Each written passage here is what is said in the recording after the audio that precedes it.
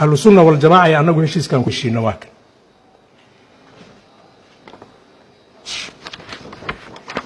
waxaa saxeexay wasiirka arrimaha gudaha iyo Sheekh Shaakir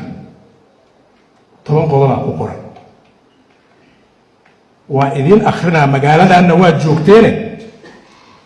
wixii gafaho federaal jirana barta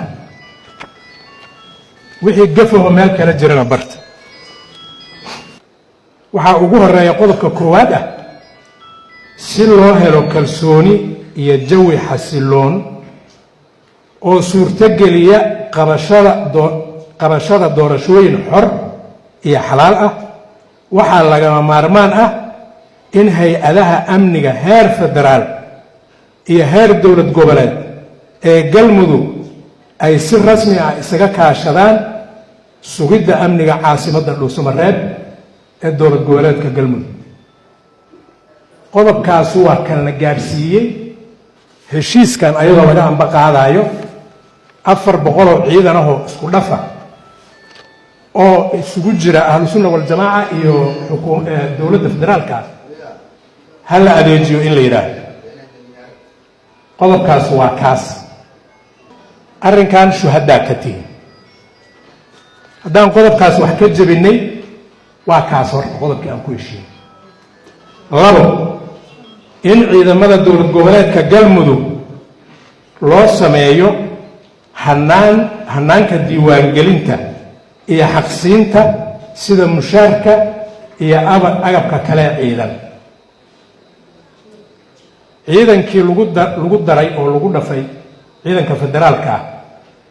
kama xaq duwana kamana agab duwana ciidanka ahlu sunna noogeyn saddex in ciidanka xoogga dalka Soomaaliyeed kuwa gaarka u tababaran ee danab iyo ciidanka nabad sugidda iyo sirdoonka qaranka iyo ciidamada la diiwaan geliyay ee galmudug la isku dhafo si ay uga wada howlgalaan deegaanka galmudug haddaan sameynana hana lagu qabsado haddaan sameynana waa sameynaa hana loo saxo afar qayb qodobkaana waa muhiim waxaan rabaa inaad dhegaysataan in qaybta 22aad ee ciidanka xoogga dalka Soomaaliyeed ciidanka sida gaarka u tababaran loo yaqaan danab iyo ciidanka nabad sugidda iyo sirdoonka qaranka ay si rasmi ah ugu soo wareegaan xarumaha magaalada Dhuusamareeb habbahan ya qabata marka dan taas ku heshiin hadli mayno hadday sanbixin ma meesha gali karto ahlan wa sahlan in agoonta ciidanka dawladda federaalka iyo dawlad goboleedka ay helaan daryeel dawladeed oo waafi ah wali waxba lagama qaban waa howl dhiman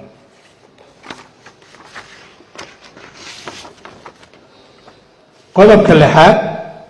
waxaa la isla gartay in magaalada Dhuusamareeb laga dhigo gogol nabadeed ay ka soo qayb galaan dhammaan beelaha deegaanka galmudug iyo qaybaha bulshada sida odayaasha dhaqanka culimada dumarka iyo dhalinyarada shirkaas wasaaraddu waxay u magacaawday guddi qabanqaabo oo aan u bixino guddiga qabanqaabada shirweynaha dib u heshiisiinta galmudug halkaanay ka baxeen gurceel ay ka bilaabeen balanbal ay ku xijiyeen caabuduha huur shaxaraale gaalkacyo cadaado waxaan u malaynayaa waxa ka dhiman galmudugta maanta aan gacan cadow ku jirin waa yaryihiin fariin nabadeed ay gaarsiiyeen waa la isu imaanaa waa in la heshiiyo heshiiskaas waa inuu noo hogaamiyaa inaan doorashooyin aan dawlad ugu dhisno galmudug lagu gaaro intaasi waa qodobadii ku saabsanaa amniga iyo ciidanka arrimaha doorashooyinka dawlad goboleedka galmudug waxay ka dhacayaan magaalo madaxda dawlad goboleedka galmudug ee Dhuusamareeb qodob jabi karaba maaha kaas. 8 wasaaradda arrimaha gudaha federaalka ee dib u heshiisiinta iyo madaxa dowlad goboleedka Galmudug